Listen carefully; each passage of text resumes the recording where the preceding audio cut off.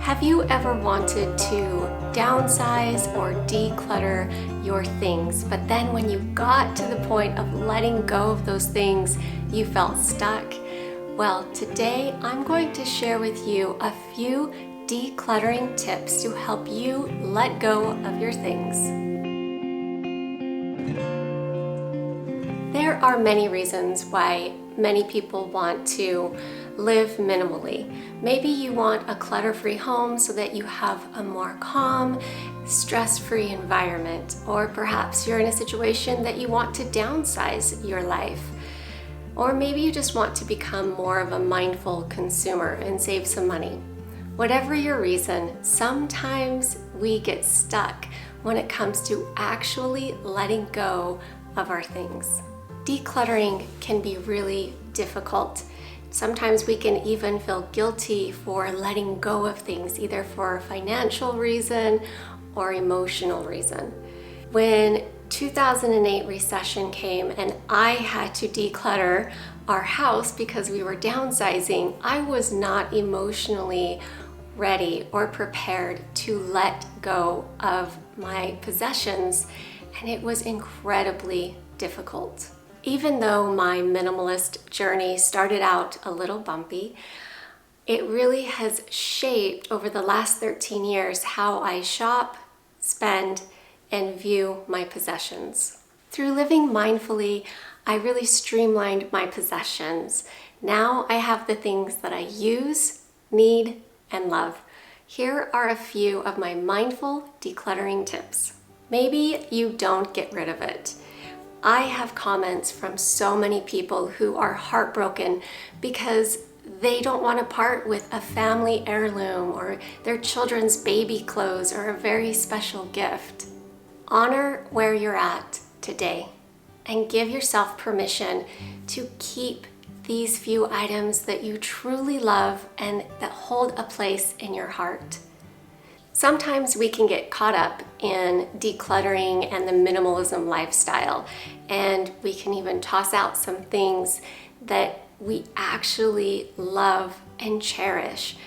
Certain items in our house have far better value than money. This is your minimalist and mindful journey. And becoming a mindful minimalist means that you're putting thought into every single item and evaluating what that item means to you. I have a couple of sentimental items that I have chosen to keep. These glass containers that were my great-grandmother's. Every time I use them, I'm reminded of where I came from and also how the simplest things in life can bring so much function and beauty. When we were downsizing, I had quite a few items of memorabilia that meant something to me, but I didn't necessarily need to physically hang on to the items. Something that really worked well for me was to take pictures of this memorabilia. That way I always had this memory near to me without actually having to keep the physical item. How many spatulas do I need? This is a fantastic question to ask yourself when you're decluttering. It's direct, it's non-emotional, and it really helps limit the things that we happen to have a lot of duplicates of, especially in the kitchen. I used this question often when we were downsizing from a home to an RV to travel the United States for 18 months. I would lay out all of my kitchen utensils, hold up each one, and ask myself, how many spatulas do I need? How many wooden spoons do I need? It is a wonderful, easy, quick process of elimination. There isn't an actual number of items you're supposed to own as a minimalist, but by identifying the things that I really needed gave me a sense of comfort when I was eliminating and decluttering, that I wasn't throwing away anything that I actually needed. If you like mindful living and minimalism videos, I invite you to please click subscribe and give this a thumbs up. It really helps my channel grow. Thank you so much. Is this item adding value? For me, minimalism isn't about depriving myself. It's about having all of my needs being met, but without living excessively.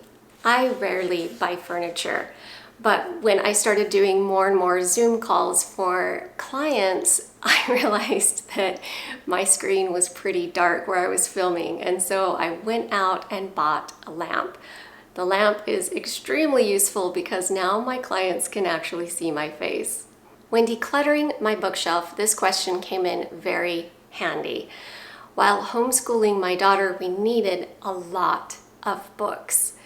After she had finished the book, we could donate it to the library because it was no longer adding value. As you're going through your home and decluttering, notice if something is adding value to your home, your work, or your health. Would I buy it again? While decluttering, sometimes I run into feeling guilty about letting go of an item because it was pretty expensive for me.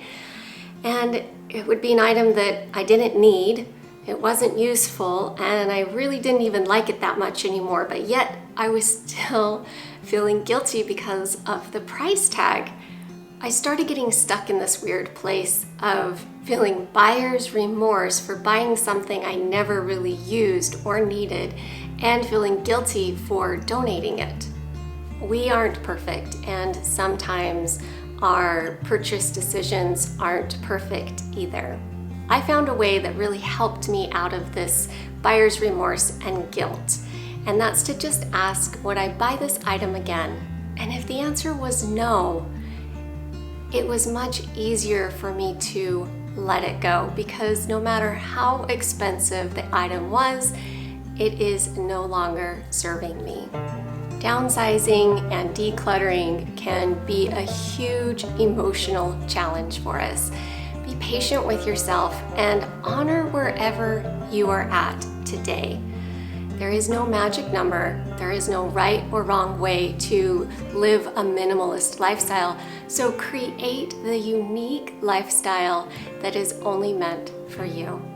I hope you enjoyed this video today. If you did, please subscribe and give it a thumbs up. Also, you might like some of these other videos on mindful living. Have a great day.